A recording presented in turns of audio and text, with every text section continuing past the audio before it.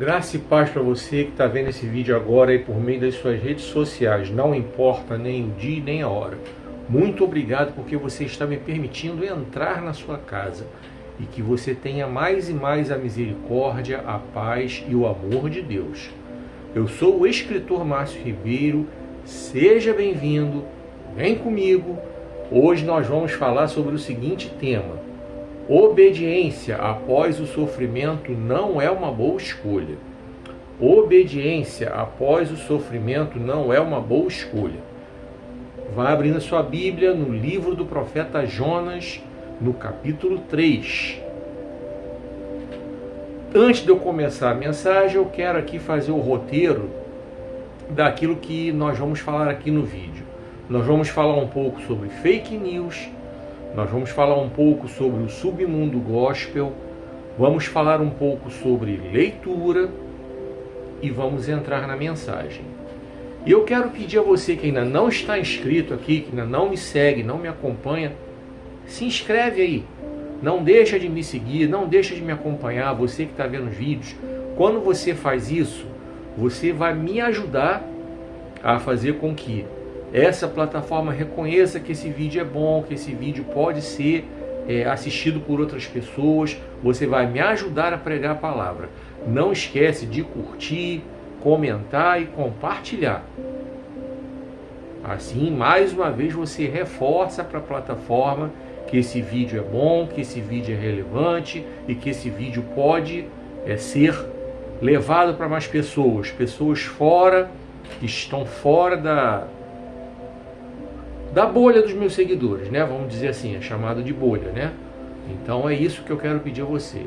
Bom, não esquece de curtir, comentar, compartilhar, de se inscrever, de me seguir, de me acompanhar, tá bom? Deus abençoe grandemente a sua vida. Você que já fez isso, já está me seguindo, já está me acompanhando, continua curtindo, continua comentando, continua compartilhando, isso me ajuda também. Deus abençoe a sua vida. Dito isso, vem comigo. Mais uma vez eu quero falar sobre fake news. Você já está me ouvindo falar direto há anos. Fake news é crime, fake news é pecado, Deus não se agrada, os textos bíblicos estão aí nos comentários. A Bíblia por si fala, não preciso aqui ficar repetindo os textos bíblicos. E eu estou jogando a batata quente na sua mão. A partir do momento que você tem conhecimento da palavra, você não vai ser tomado por inocente no grande dia. É isso. Então você já sabe que fake news é pecado à luz da palavra de Deus. E por você conhecer a palavra, porque eu estou pregando ela toda semana aqui, sobre fake news, eu estou deixando os textos escritos aí, então você não vai ser tomado por inocente no grande dia.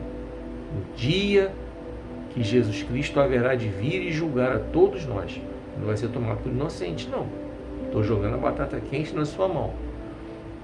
Agora eu quero falar aqui, dentro desse assunto fake news, sobre um caso. Você pode pesquisar na internet. Escola de Base, São Paulo, 1994. Uma grande fake news. A história é a seguinte. Para você ter uma ideia da gravidade do assunto, esse caso ele é usado em várias faculdades de jornalismo como estudo de caso para mostrar como não se deve fazer um trabalho jornalístico. E eu vou te explicar por quê. O que isso tem a ver com jornalismo? Vamos lá. Houve uma denúncia. Uma criança por volta dos seus 6, 7 anos inventou que teria sofrido abuso sexual nessa escola de base.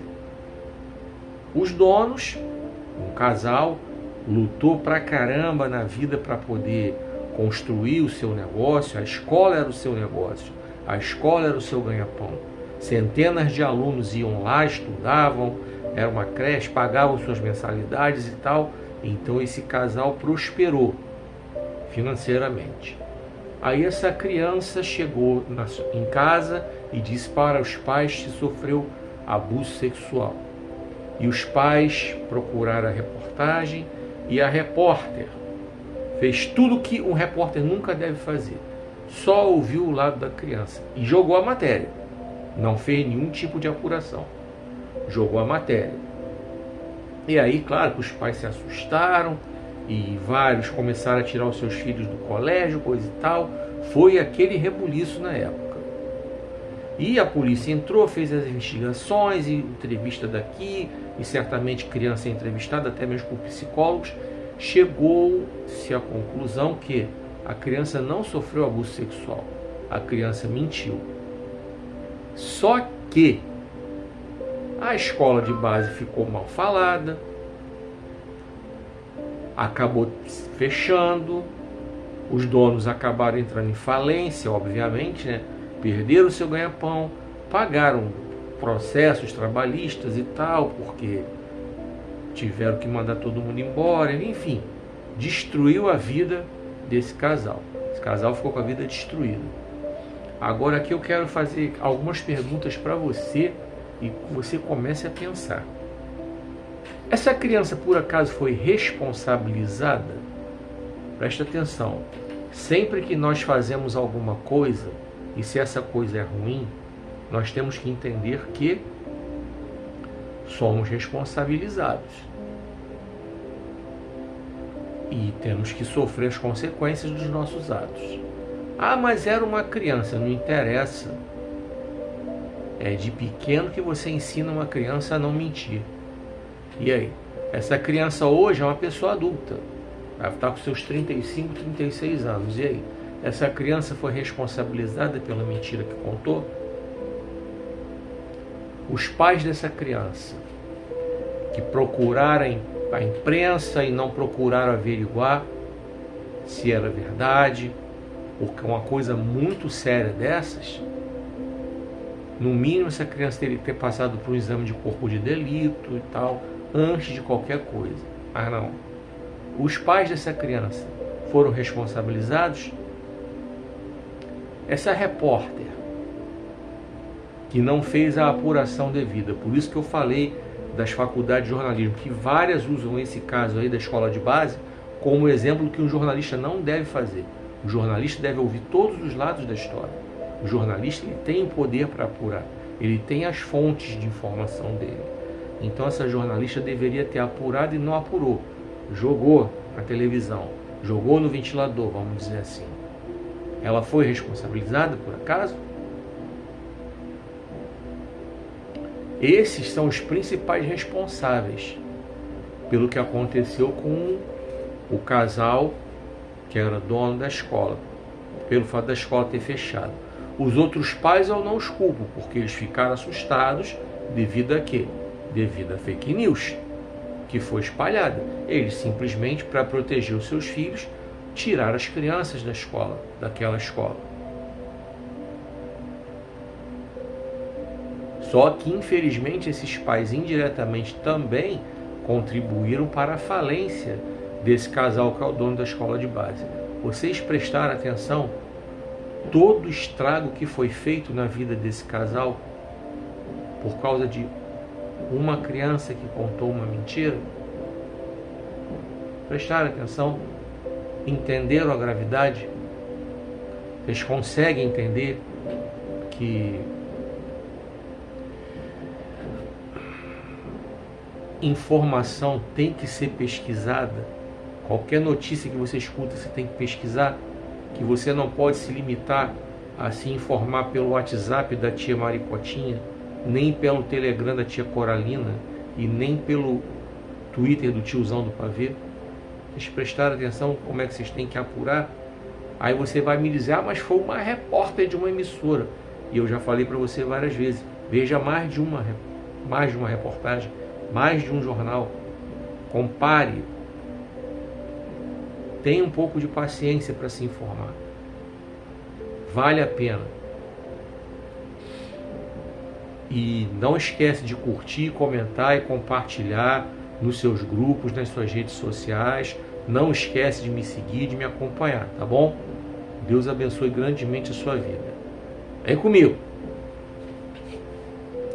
Agora nós vamos falar sobre o submundo gospel. E dentro desse assunto submundo gospel, eu quero aqui falar sobre polêmicas. Vamos lá. Existe uma coisa no submundo gospel que me deixa muito triste. As outras religiões, elas são feitas, são formadas por seres humanos, igual à religião evangélica. Seres humanos que são imperfeitos, como os evangélicos. Como todos nós somos imperfeitos, cheios de falhas e pecados. Sendo que nas outras religiões, as divergências deles, eles resolvem lá dentro. Você não vê bate-boca aqui nas redes sociais envolvendo nenhuma outra religião. Só os evangélicos, que vêm a público para ficar batendo boca um com o outro. Que vêm a público para poder detonar um ao outro. Lavam a sua roupa suja em público.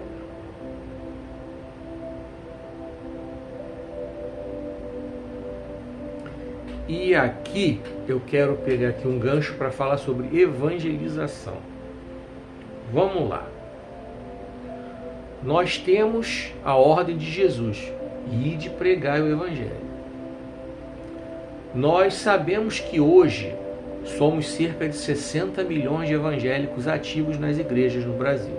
Sabemos que o Brasil tem algo em torno aí de 210 milhões de pessoas. Fazendo as contas mais ou menos redondas, que aí você vai entender meu raciocínio. Se somos 60 milhões de evangélicos ativos, atuantes na igreja, e somos 210 milhões de brasileiros no total, então existem 150 milhões que não são evangélicos. Vamos lá. Dentro desse grupo de 150 milhões que não são evangélicos, não estão em nenhuma igreja, você tem 8 milhões de desigrejados. São aqueles que se declaram cristãos até. E até vivem como cristãos. Você não vê eles fazendo, zoando plantão em lugar nenhum. Mas só não querem saber de igreja e instituição, CNPJ. Então aí você tem 142 milhões que estão avulsos aí. Nos mais variados grupos, religiosos ou não religiosos. Nesse grupão de 142 milhões, você pode ter uns 42 milhões aí desviados. Ou seja, gente que um dia foi crente, foi evangélico, mas largou tudo e desviou. Aí está vivendo a vida a seu bel prazer. Você olha, você nem diz que essa pessoa um dia foi crente. Você nem diz que essa pessoa um dia foi cristã. De tão mergulhada no pecado que se encontra. Isso quer dizer que, ao mesmo tempo que a porta da frente das igrejas está grande, a porta dos fundos também, por onde muita gente sai e a gente nem vê. E isso tem a ver com muitas coisas que eu tenho denunciado aqui nessa coluna do Submundo Gospel. Antes de eu continuar, se inscreve aí, tá? Não deixe de me segue, me acompanha, curte, comenta e compartilha esse vídeo. Me ajuda a fazer com que esse vídeo seja bem divulgado e essa palavra siga adiante. Conto com você. Vamos lá. Então, o que é que acontece? Nós temos que começar a pensar como nós estamos pregando esse evangelho. O que está acontecendo? O que nós temos visto na igreja evangélica brasileira, um crescimento, ok. Um crescimento em termos de número, ok. Segundo o censo do IBGE, até o final da década de 2030, o final da década de 2030, o número de evangélicos no Brasil será maior do que o número de católicos e outras religiões. A pergunta que não quer calar é: e a qualidade desses evangélicos? Como está? Que evangelho está sendo pregado? As igrejas grandes, de uma forma geral, com algumas exceções, elas têm aberto a porta para tudo que é do mundo para dentro da igreja, para tentar atrair. E, na verdade, a pregação do Evangelho ela não é para atrair. A pregação do Evangelho, muitas vezes, ela serve para confrontar. A mensagem que eu vou trazer daqui a pouco aqui, e você pode ficar aqui para você ser abençoado pelo conteúdo, é uma mensagem de confronto. Então o Evangelho, a pregação do Evangelho, confronta muitas vezes, tá? Ela não é feita para atrair, não é para entretenimento. E o que está acontecendo é que muitas igrejas estão fazendo entretenimento e não dão base bíblica nenhuma para essas pessoas que vão entrando, vão chegando, vão entrando e vão chegando. Aí quando passam por problemas, por dificuldades, por perseguições, por lutas, por provações, nós não estamos isentos de passar por nada disso. Jesus já nos ensinou sobre isso. E isso é uma das coisas que muitas dessas igrejas pregam, que, tipo assim, pare de sofrer, só vitória. Você vê essas mensagens assim, triunfalistas, que batem de frente com a Bíblia. Batem totalmente de frente com a Bíblia. Por isso é que eu falei da porta dos fundos, que está grande. Muita gente desanima porque vê que na prática não é bem aquilo que estão ensinando, aí se afastam, porque não aguentam, porque não tem base, não tem estrutura. Olha, meu querido, minha querida, é fácil encher uma igreja. Se eu resolver abrir uma igreja agora, contactar um profeta desses que tem por aí, que revela CPF, número de PIS, identidade, tal, revela as vidas passadas, e botar que vai ter uma campanha na igreja toda sexta-feira de libertação e entrega de revelação, eu vou lotar a igreja, eu vou ter um monte de gente começando a ser membro lá, pode ter certeza. Vai ter muita oferta. Aí depois que eu conseguir botar esse povo para dentro, e eu resolver acabar com esse culto aí de sexta-feira, de libertação e entrega de revelação, e trocar por um culto de oração, sabe o que vai acontecer? 90% desses vão meter o pé.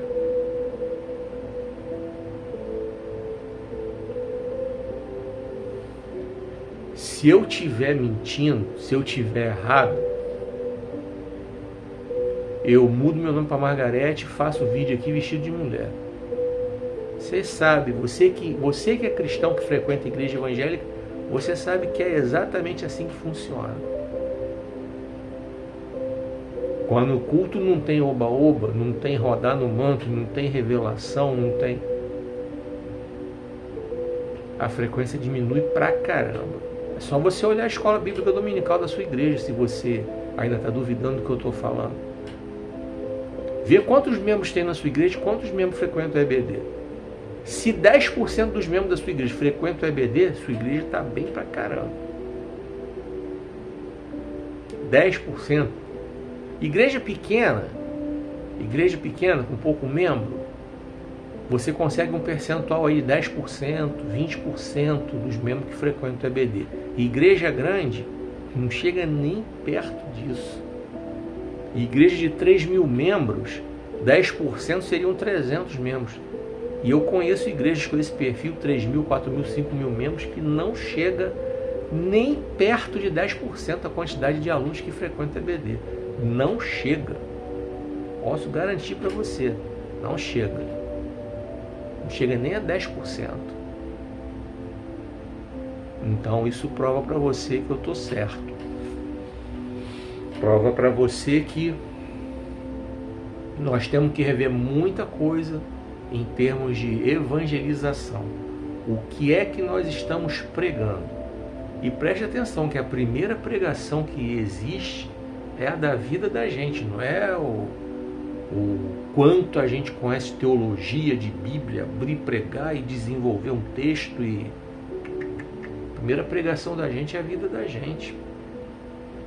E o que você prega na sua casa? Para o seu pai, para a sua mãe, para o seu filho, para a sua filha, para o seu marido, para a sua mulher? O que você prega?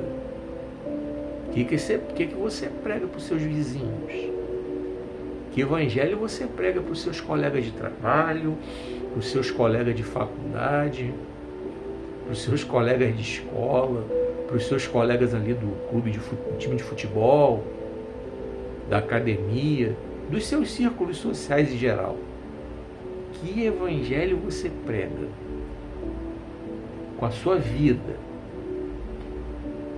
Ou você é aquele agente secreto que ninguém nem sabe que você é crente, de tanta besteira que você faz, não posso falar outra palavra aqui, não tem nem coragem de abrir a boca para falar que é cristão. Isso também explica a porta dos fundos estão aberta. Isso também explica os 8 milhões de desigrejados.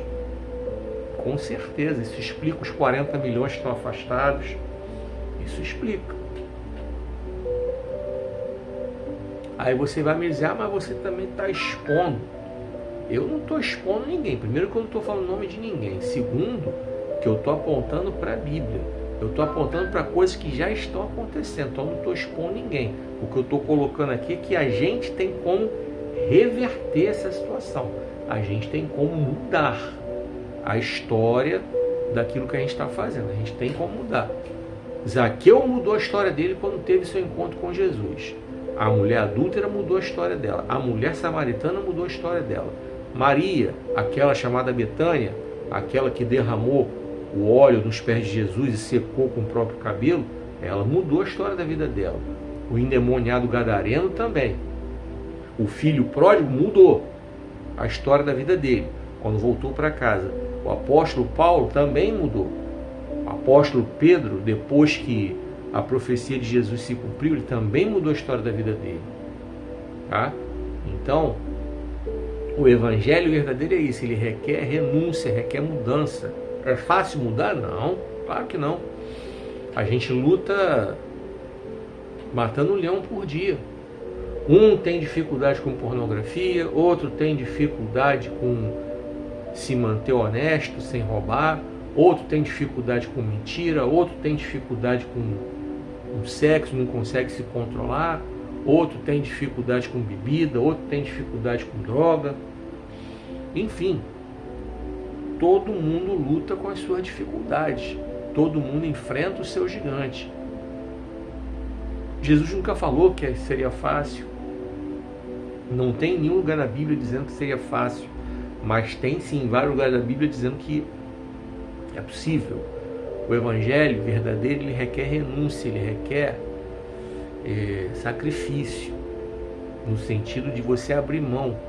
Eu vejo aí muita gente falando, que não existe ex-gay, que não sei o que, blá blá blá. Não é fácil a pessoa deixar de ser o que era, seja gay, seja hétero, seja lá o que for. A pessoa luta matando um leão por dia. A pessoa luta para não se deixar levar pelos seus desejos, sejam eles homo ou hétero. O heterossexual que se controla e renuncia à vontade é a mesma coisa. Então, isso é o verdadeiro evangelho. Então, fica com essa palavra para que você venha a entender que o verdadeiro evangelho, ele não tem entretenimento. Ele tem pregação, que muitas vezes tem confronto, muitas vezes tem a palavra ser apontada para você, você tem que mudar, está errado. Você tem que se consertar. E sem mimimi, e sem essa de ficar com beicinho, falando que o pregador está falando duro, mas quem tem a responsabilidade de anunciar a palavra não pode se calar. Se Deus manda falar algo mais forte, mais duro, não pode se calar. Amém? Vem comigo. Não esquece de me seguir, não esquece de curtir, comentar e compartilhar esse vídeo aí nos seus grupos e nas suas redes sociais. Assim você me ajuda a levar essa palavra adiante, assim você me ajuda a fazer com que a plataforma entenda que esse vídeo pode ser visto por mais e mais pessoas. Vem comigo, eu quero falar sobre leitura. Alguns dados bem interessantes que eu quero compartilhar com você. Os estadunidenses leem em média 15 livros por ano, o que dá um pouquinho mais de um livro por mês. Os franceses leem em média 22 livros por ano, o que dá quase 2 livros por mês. O brasileiro lê em média 5 livros por ano, o que dá quase um livro a cada 2 meses. Então, com essas informações, vocês já perceberam que há uma distância muito grande entre a quantidade de livros que o brasileiro lê e os outros, os estadunidenses e franceses, que eu citei como exemplos. E dentre os brasileiros, nós temos 40% de brasileiros que nunca leram um livro na vida. O que explica muita coisa no Brasil de hoje. Explica por que o brasileiro escreve mal. Sim, o brasileiro escreve mal. Você vê nas redes sociais que a comunicação ela é escrita, tipo o Facebook. É pavoroso. Eu não estou aqui querendo humilhar ninguém. O que eu estou querendo trazer é um despertamento, porque o fato do brasileiro escrever mal, na hora que ele vai para o mercado de trabalho procurar um emprego, isso é um empecilho, porque muitas vezes ele apresenta um currículo com erro de português, muitas vezes numa das etapas do processo seletivo, o entrevistador manda o camarada fazer uma redação, ele não sabe, ele não lê, ele não tem nem ideia de como se faz uma redação, ele nem tem ideia de que o primeiro parágrafo pequeno é a introdução, ele ali fala cada assunto que ele vai tratar na redação. Aí ele vem no parágrafo seguinte, descreve um assunto, no outro descreve outro, no outro descreve outro, e na conclusão ele faz um fechamento. Mas a grande parte dos brasileiros não tem nem ideia que é mais ou menos assim que se faz uma redação. E aí a redação não tem clareza, não tem coerência, não tem coesão, é cheia de erros de ortografia, é cheia de erros de concordância, é cheia de erros gramaticais. E aí muitas vezes o brasileiro não entende por que fica tanto tempo sem conseguir um lugar no mercado de trabalho. Por que especialmente muitos pregadores cristãos não são respeitados, são zoados pra caramba nas redes sociais? Por quê?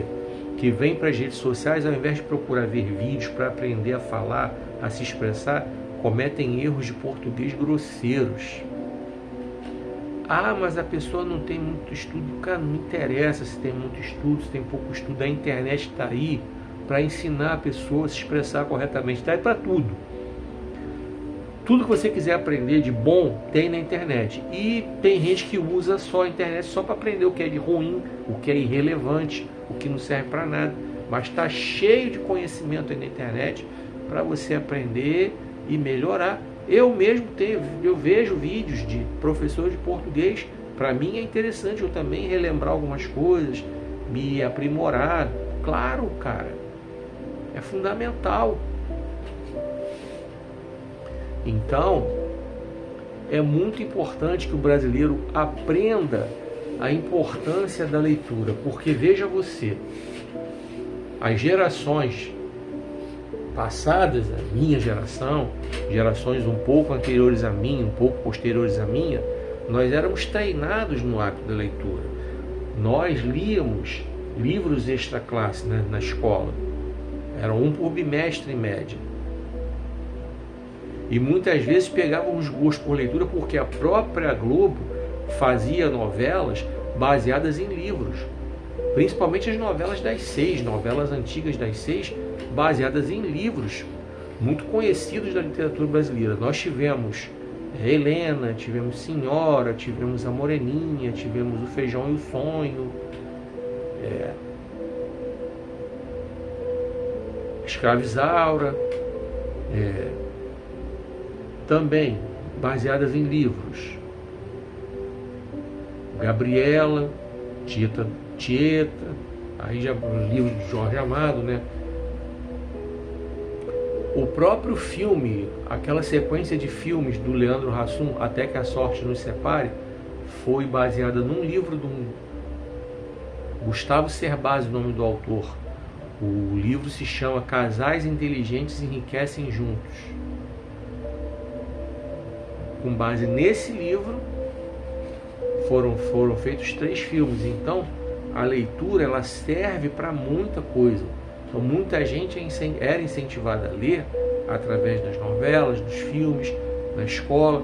Hoje, as gerações não querem nem ver um vídeo de 30 minutos, 40 minutos no YouTube. Querem ver vídeos fracionados, cortados em plataforma de vídeos curtos, e aí não conseguem captar todo o contexto de uma mensagem que é pregada. Não conseguem captar todo o contexto de uma palestra que é dada, porque os vídeos cortados, muitas vezes são cortados de forma intencional para deturpar aquilo que a pessoa está falando. Ou às vezes são cortados por falta de habilidade mesmo da pessoa na hora de digitar. Mas é importante a gente aprender a ler, a gente aprender a ter o hábito da leitura para que a gente possa ter uma mente desenvolvida e assim a gente aprender a criticar, a pensar e não cair nas fake news, não cair nas mentiras, porque um povo culto, um povo instruído, ele consegue entender muita coisa, inclusive não cai em heresias que são pregadas, tá? O povo, não é à toa que Jesus fala, Mateus 22, 29, não é à toa que ele diz: vocês erram porque vocês não conhecem as Escrituras e nem o poder de Deus.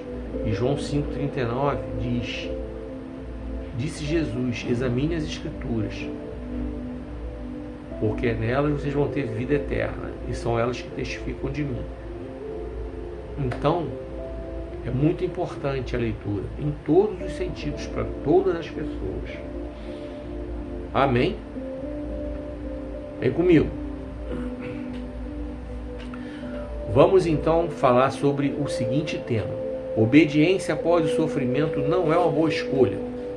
Já abriu sua Bíblia? Jonas capítulo 3, do 1 ao 10. A partir de agora, não esquece de me seguir, de curtir, comentar e compartilhar esse vídeo aí na plataforma.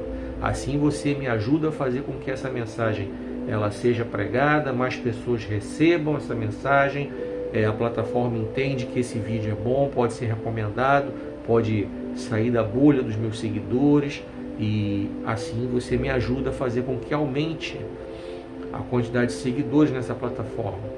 Assim você me ajuda a fazer com que esse vídeo seja levado adiante. É comigo.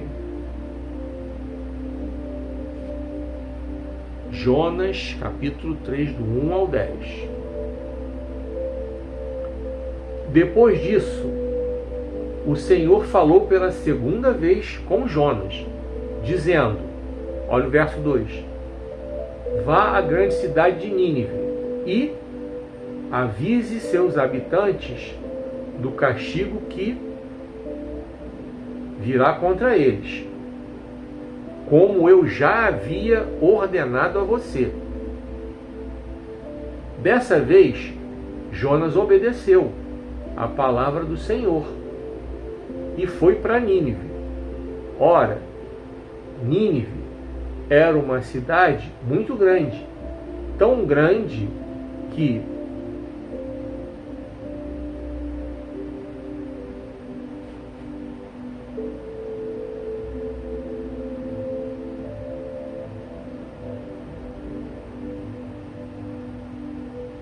vamos lá.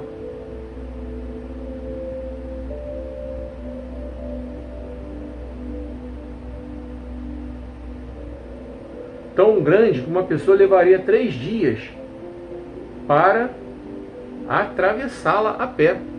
Você vê tão grande que a cidade era.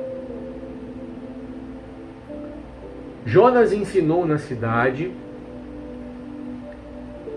andou nela por um dia e começou a proclamar: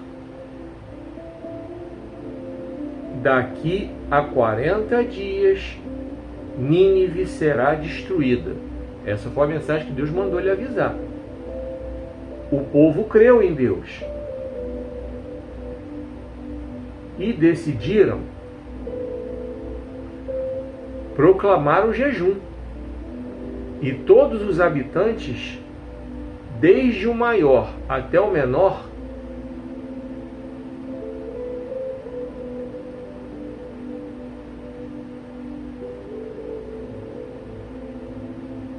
vestiram-se de pano de saco. Isso porque, quando o rei de Nínive ouviu o que Jonas estava falando, desceu do trono, trocou suas roupas reais por pano de saco e se assentou sobre cinzas.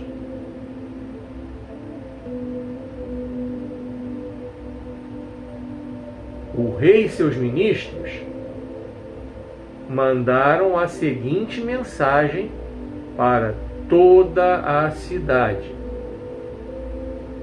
ninguém, nem homem, nem animal, bois ou ovelhas, poderá se alimentar ou beber água. Todos devem se cobrir de pano de saco, homens e animais. E clamar a Deus com fervor. Deixem seus maus caminhos, suas violências e seus roubos. Assim, quem sabe, Deus permita que continuemos a viver e não ficará tão furioso a ponto de querer nos destruir. E quando Deus viu que haviam deixado de lado seus maus caminhos,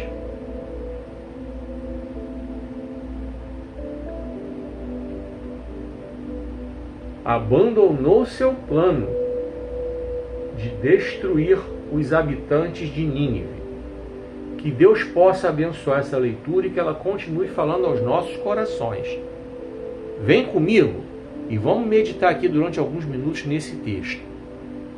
Eu li o capítulo 3, que foi o quê?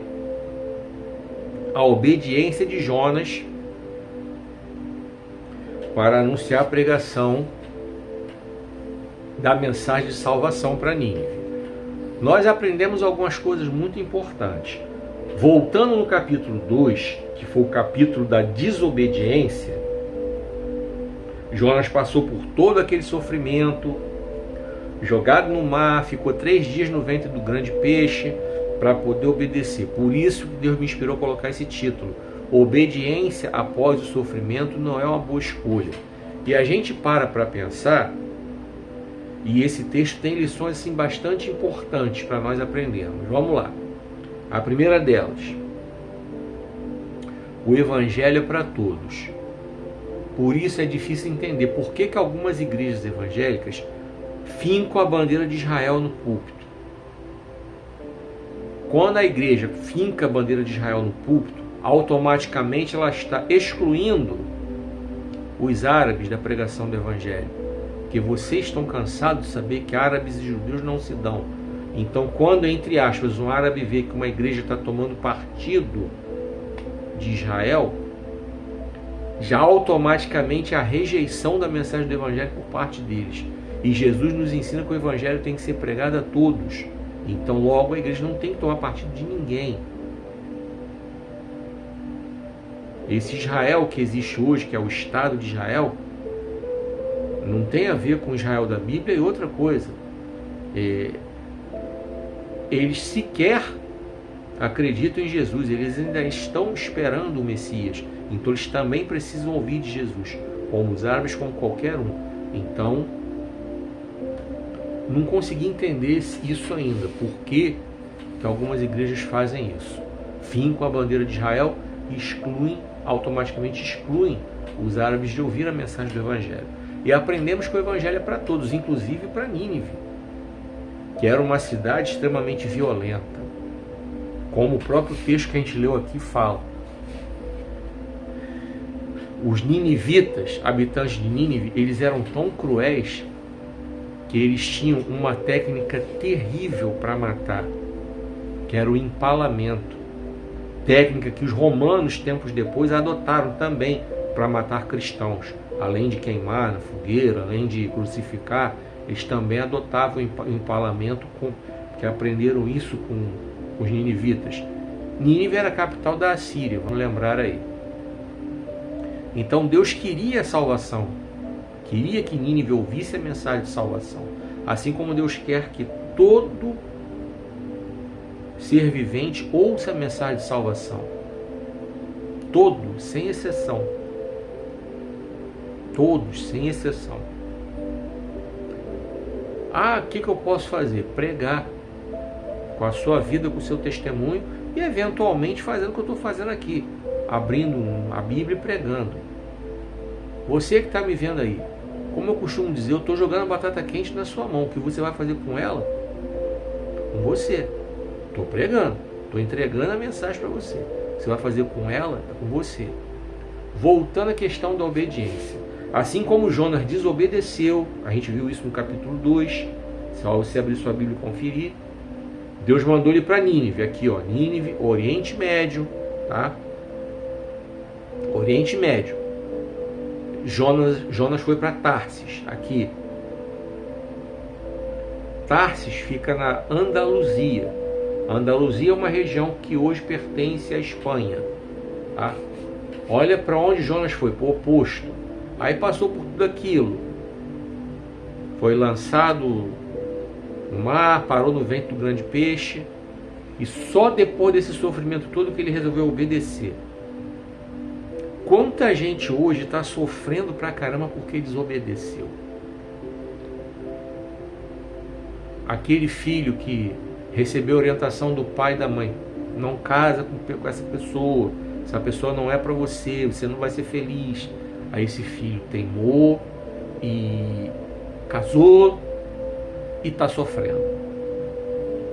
Quanto marido desobedece a mulher quando inventa de sair do emprego para montar o seu próprio negócio, e a mulher fala com ele: cara, não é o momento, espera um pouco, vamos nos preparar melhor, vamos juntar um dinheiro, uma reserva financeira, coisa e tal, para fazer uma coisa mais bem feita. O cara teimoso faz e sofre, passa perrengue na vida.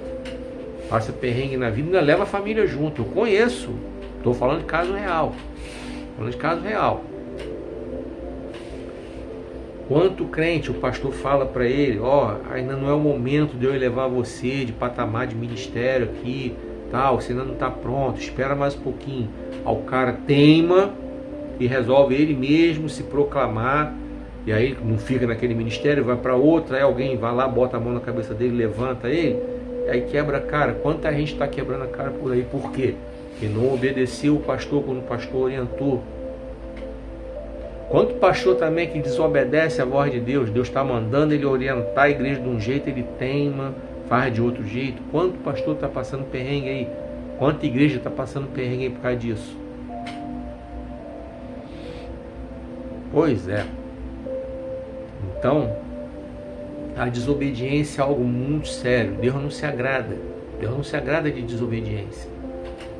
Deus não se agrada disso não. Pelo contrário. A própria palavra de Deus nos diz várias vezes que é melhor obedecer do que sacrificar. Então, depois que Jonas passou por tudo isso, a gente vem aqui para o capítulo 3 e a gente entende, tá? Que aí ele foi pregar salvação para Nínive. E Nínive também foi um povo meio que desobediente. Aqui no começo, beleza, todo mundo creu e tal, mas foi aquela coisa meio que de momento. Não perseveraram, não se interessaram, voltaram aos velhos hábitos e tal. Não sei se isso aqui foi por medo de ser destruído, porque 100 anos depois aproximadamente, Deus mandou outro profeta a Nínive, Naum, só que para anunciar que Nínive seria destruída. Vocês podem ler depois o livro do profeta Naum, que vocês vão ver o que eu estou falando lá. Aí já foi tipo assim, vocês já tiveram a sua chance. Jonas veio, anunciou, vocês tiveram a oportunidade, mas não perseveraram, deu ruim. Aí foi quando Babilônia, que era a nação dominante na época, invadiu a Síria, tomou Nínive e É isso. Vamos então aqui, versículo por versículo, para nós entendermos o conteúdo dessa mensagem com profundidade. Vamos lá. Depois disso, o que eu falei, me referindo ao capítulo 2, onde Jonas foi engolido dentro do peixe, coisa e tal. O Senhor falou pela segunda vez com Jonas, dizendo, olha o verso 2: vá à grande cidade de Nínive e avise seus habitantes do castigo que virá contra eles, como eu já havia ordenado a você. Aqui Deus está lembrando, ó, eu já tinha falado com você para pregar, você teimou, coisa e tal. Vá lá e avisa. Eu quero dar a eles a oportunidade de ouvir a mensagem da salvação. Assim como você que está me vendo aí, está tendo essa oportunidade de ouvir. Assim como eu um dia tive. Assim como a partir do momento que você curtir, comentar, compartilhar esse vídeo, me seguir, me acompanhar, você vai dar oportunidade para que outros ouçam essa palavra também. Verso 3, vem comigo. Dessa vez, Jonas obedeceu a palavra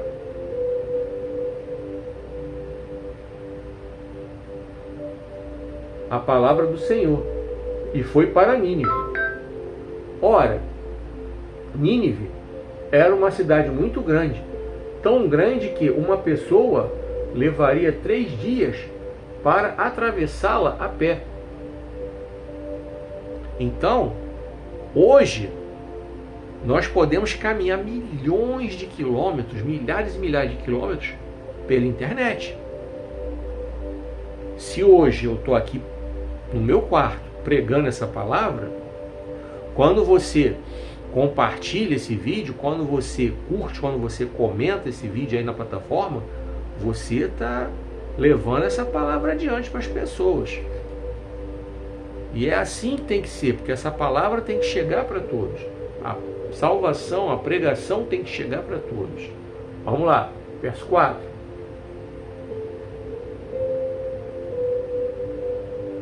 Jonas andou na cidade.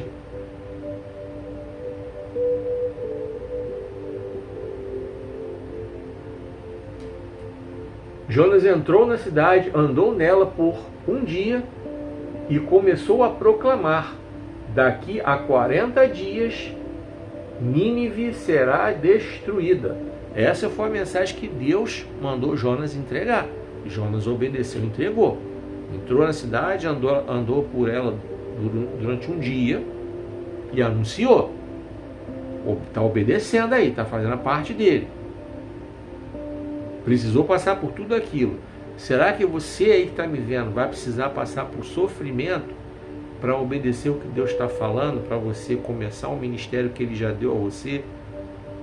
Você vai obedecer e vai terminar esse relacionamento que é a maior furada da sua vida?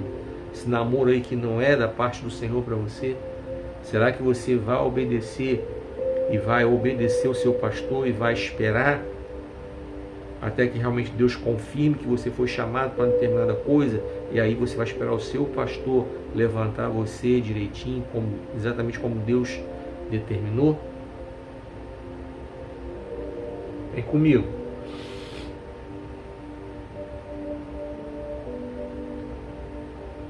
O povo creu em Deus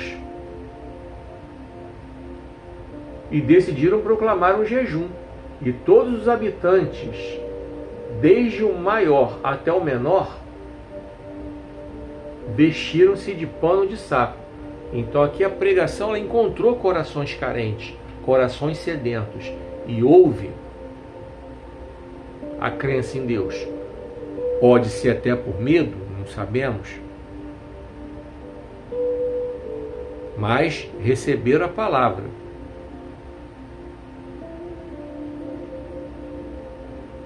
Isso porque quando o rei de Nínive ouviu o que Jonas estava falando, desceu do trono, trocou suas roupas reais por pano de saco e se assentou sobre cinzas. Então, o rei foi o primeiro a dar exemplo. Se trouxermos para a nossa realidade, quando anunciamos a mensagem do Evangelho, a mensagem de salvação, ela há de chegar nas mais altas esferas do poder brasileiro. Quem garante que não vai chegar? Ainda mais com as redes sociais aí. Quem é que garante que não vai chegar na presidência da República, nos ministros do STF, nos deputados, nos senadores, nas mais altas esferas do poder brasileiro? Do mesmo jeito que chegou ao rei de Nínive, como nós acabamos de ler aqui. Vem comigo. Olha o que o texto fala. O rei e seus ministros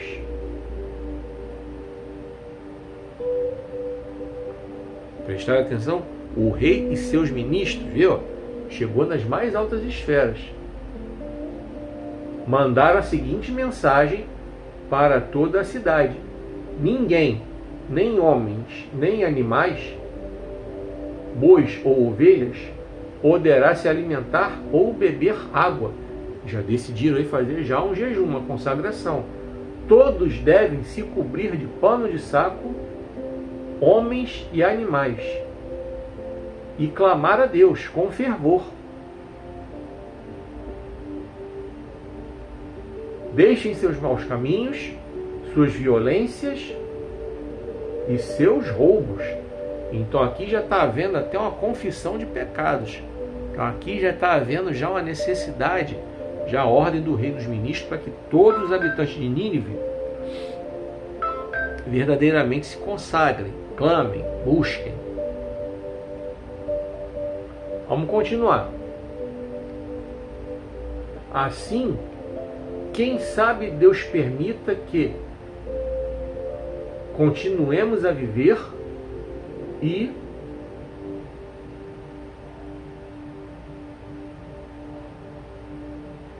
não fique tão furioso a ponto de querer nos destruir.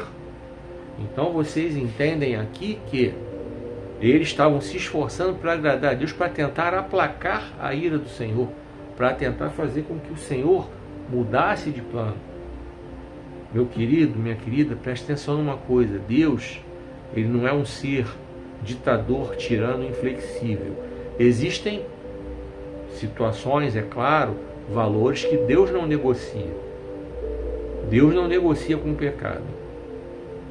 Mas Deus pode sim mudar sentenças determinadas. Deus ia destruir Nínive, mas por conta aqui, desse clamor, Deus abandonou seus planos. Nós vamos ler agora aqui, o último versículo, confere aí.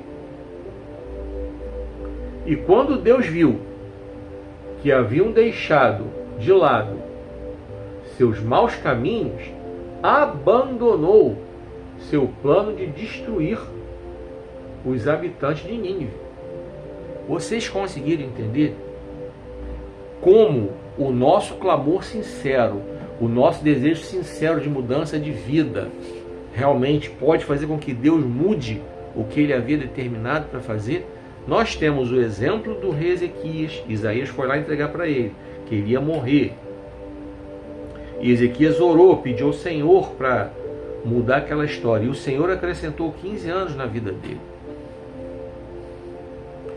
Se você olhar o livro de Gênesis, a destruição de Sodoma e Gomorra, você vai ver que Ló e a sua família também seriam destruídos. Vocês podem examinar capítulo 18 de Gênesis, vocês vão ver que Deus chamou Abraão para conversar, desenrolar, e foi falando que ia destruir. Chega um ponto que Deus disse que não tinha um justo ali. Não tinha um. Ele não disse, só se Ló e a família dele estivessem procedendo com justiça, Deus ia dizer, com exceção de Ló e da família dele, o resto está tudo fazendo besteira. Mas Deus falou, não havia um justo. Aí vocês podem conferir que vocês vão encontrar que Deus fala que, em consideração a Abraão, ele iria enviar um anjo para tirar Ló e a sua família da cidade. Podem conferir lá que vocês vão encontrar exatamente essa informação. Ló não ia escapar, não. Tá? Então Deus, ele pode sim mudar algo que ele já havia determinado. Como eu falei, Deus não negocia valores. Deus não negocia princípios. Tá? O que está escrito na palavra que é para fazermos, é para fazermos. Aí Deus não negocia. A gente vê muito crente negociando hoje em dia valores que não se pode negociar. Como eu falei ainda há pouco aí, a gente vê hoje muitas igrejas permitindo tudo para poder conservar o povo dentro da igreja. Vão permitir tudo. Aí no extremo oposto, você tem igrejas que criam dogmas que não permitem nada. Vocês sabiam que tem igreja que proíbe o homem de usar barba? Não pode pregar, não. Tem igreja que... eu não sei de onde que eles tiraram isso. Da Bíblia que não é. Que se fosse seguir a Bíblia ao pé da letra, teria que ser ao contrário. Só poderia pregar homem que tivesse barba. Que o texto fala, né? Salmo 133, que o óleo desce, né, sobre a cabeça, desce sobre a barba. Mas é aquilo. Aí você tem os dois extremos por conta de quê? Por conta da total falta de conhecimento da palavra de Deus. Os que liberam tudo porque querem manter o povo ali dentro. Os que proíbem tudo porque não querem deixar que nada de estranho entre. Então é algo assim, são os dois extremos que extremo não dá certo. Então vamos lá. Obediência após o sofrimento não é uma boa escolha, por quê? Porque a pessoa precisou passar por tanto sufoco, tanto perrengue para poder fazer. Deu tanta volta para poder fazer. Uma caminhada no deserto que o povo fez quando Moisés os tirou do Egito, que era algo para durar, sei lá, uma semana talvez, durou 40 anos por causa da desobediência, da rebeldia.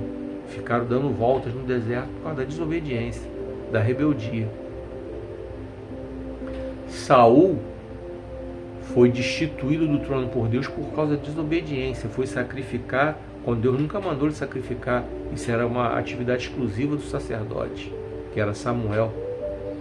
O rei Uzias desobedeceu, fez a mesma coisa, se achou muita coisa, porque era um rei que Deus estava abençoando, o reino de Judá estava prosperando, e ele foi prontamente para fazer sacrifício, coisa que também não era para ele fazer. Somente o sacerdote estava autorizado a fazer. Uzias pagou um preço caro por isso. Nós vimos aqui Jonas, que desobedeceu. Deus mandou ele pregar, ele não quis pregar, foi para outro canto. Então a gente vê aí hoje muita gente sofrendo porque está desobedecendo. Eu não sei você que está vendo esse vídeo aí, se de repente você está sofrendo porque desobedeceu em alguma área da sua vida. Você está enfiado numa relação que não era para estar. É só romper, cara. É namoro? Rompe. É casamento? Pede a Deus para dar graça. Que aí não vai ter como você romper um casamento. A não ser que tenha infidelidade, tenha imoralidade sexual do seu cônjuge. Partindo daí, você não é obrigado a ficar casado, não. Você está passando perrengue aí, está sofrendo porque resolveu abrir uma igreja quando Deus nunca mandou você abrir. Tanta gente está sofrendo aí, achou que foi consagrado pastor, seu pastor não consagrou, mas ele mesmo foi lá, pagou uma merreca lá para 2 ou 3 consagrados. Vocês sabem que tem isso aí, gente que compra carteira de pastor e vira pastor sem ter o chamado e abre igreja e passa prova, passa perrengue. Seja humilde, fecha a pedir perdão para o seu pastor. Recomeça a sua vida espiritual, sua vida eclesiástica, né?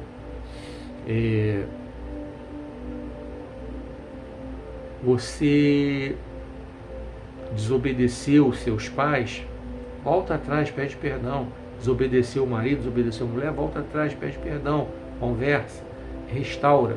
Está em tempo. Você está vivo, então está em tempo. Você está pensando em desobedecer, mas não desobedeceu, então não desobedeça. Seja obediente, vale a pena. Vale a pena. Pode parecer aparentemente que não é a melhor escolha para você. Às vezes nós temos decisões difíceis para tomar. Não importa qual seja a área da vida, mas vale a pena ouvir a voz de Deus, obedecer a voz do Senhor, vale a pena. O resultado, para quem é obediente, nossa, é muita bênção que vem sobre a vida de quem é obediente, pode ter certeza. Não vai estar isento de problema, mas pode ter certeza que você tem um Deus que conduz, que dá vitória e que abençoa, tá? Vale a pena você ser obediente. Somente até aqui foi o que o Senhor ministrou ao meu coração. Que Deus esteja abençoando a sua palavra e que Ele continue ministrando ao seu coração. Vem comigo. Eu quero agradecer a você que teve paciência para ver esse vídeo até o final. Muito obrigado mesmo. Quero agradecer você porque você me permitiu entrar na sua casa para falar essa palavra para você. Muito obrigado. Quero agradecer a você que já se inscreveu aí, já está me seguindo, já está me acompanhando. Muito obrigado. Você já curtiu, já comentou, já compartilhou. Quero te agradecer também. E quero pedir a você que ainda não se inscreveu, que ainda não está me seguindo, me segue aí, me acompanha. Ainda não curtiu? Curte. Não comentou? Comenta. Não compartilhou? Compartilha. Tá bom?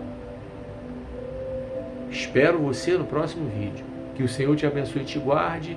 Que o Senhor faça resplandecer seu rosto sobre ti e tenha misericórdia de ti. Que o Senhor sobre ti levante seu rosto e te dê paz.